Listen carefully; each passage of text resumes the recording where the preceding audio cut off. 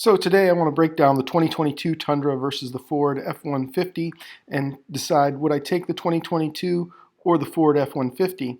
Then what I want to do is take the 2021 F-150 and compare it to my current 2018 Tundra and say which of those should I be interested in. It's important to note that this is based on my use and my needs, but it may not be the same for everybody, so feel free to comment if you have some disagreements, feel free to comment if you're in agreement, and feel free to hit like and subscribe if you enjoyed this. It allows me to create content that people find. So let's take a look at how I would configure the F-150 for myself. Now, if you look here, you can see the price up at the top after I've already configured it is $63,395. And what I've done is I've selected first the color I would really like, which is the lead foot color. I like this gray. It comes in a sport combination package, and that's what I've gone ahead and selected. I did actually price a vehicle like this. I also want to talk about what we selected here. First off, we selected, the first option was to compare apples to the 2022 Tundra.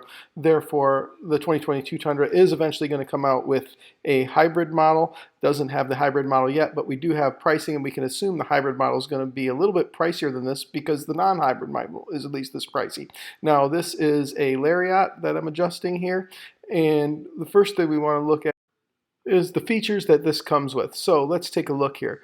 We can see that we have our MSRP of $50,830. We have about $10,000 worth of options, $1695 and a destination charge. Gives us this total of $63,395. Again, the paint is the lead foot color with no secondary color, and then we can see our packages here. And if you look, again, I've configured this the way I want to configure it, and with the things that I would like to have in it, and we can see how all those things are there.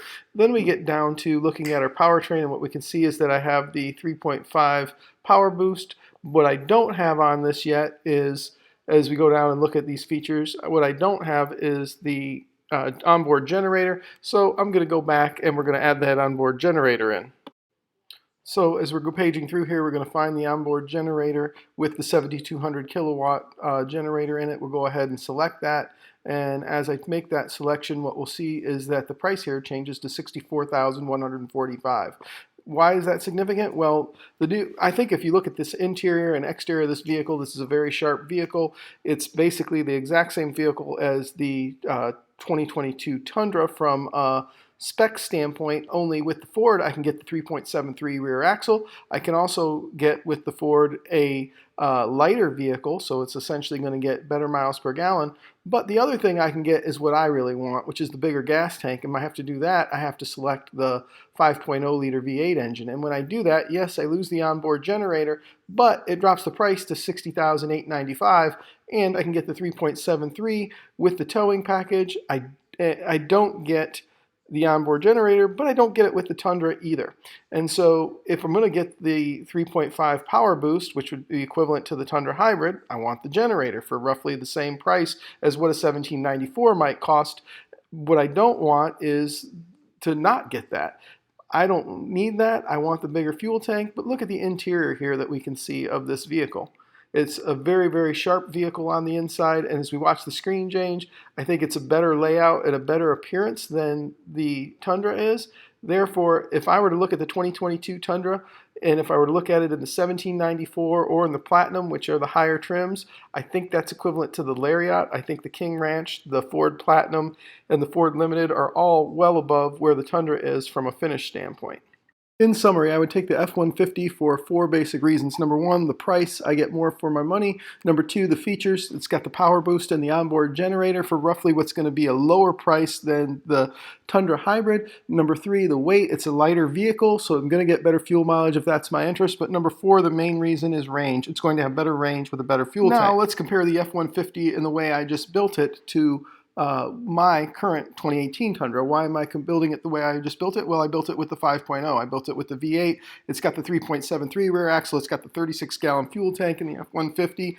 And I would still take my 2018 Tundra over this. Why? Well, number 1, reliability.